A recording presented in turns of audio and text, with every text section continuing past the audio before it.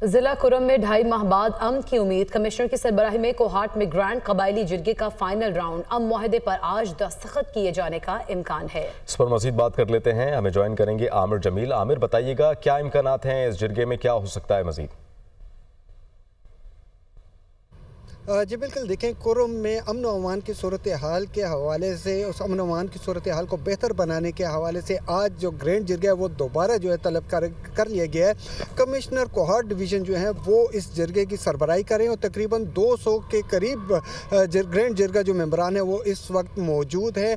Grand जिरगा जो मेंबरान है उन्हें मुआहदे की जो तफसीलात हैं वो पढ़ कर सुनाई जाएंगी और इससे पहले जो जिरगे हों उसमें दोनों फरीकैन की रजामंदी से, मशावरत से तकरीबन 14 नकात जो हैं वो तरतीब दे दिए गए हैं। उनका ड्राफ्ट तैयार कर लिया गया है, जिनमें से एक फरीक की जानिब से उन 14 नकात पर रजामंदी का भी इजहार कर दिया गया है। ताहम एक दूसरे फरीक की जानिब से 3 दिन का वक्त मांगा गया था और चूँकि आज 3 दिन पूरे हो चुके हैं तो आज दोबारा जो है वो जिरगा तलब कर लिया गया है और आज कभी इम्कान है कि दोनों फरीकैन की रजामंदी से जो मुआहदा है उस पर दस्तखत हो जाएंगे। अगर मुआहदे पर दस्तखत हो जाते हैं तो गुज़िश्ता कई माह से जो सड़क रास्ते बंद हैं वो खोल दिए जाने के इम्कान है और ख़ास तौर पर जो 14 नकाते मुआहदे में उनमें जो दोनों तरफ से असलहा है और जो बंकर्स बनाए गए उनके खात्मे के भी, उनको ख़त्म करने के भी मुआहदे में ये नकात शामिल किए गए हैं। 100 से ज़ायद जो हैं वो बंकर जो हैं वो दोनों जानिब से ख़त्म किए जाएंगे और जो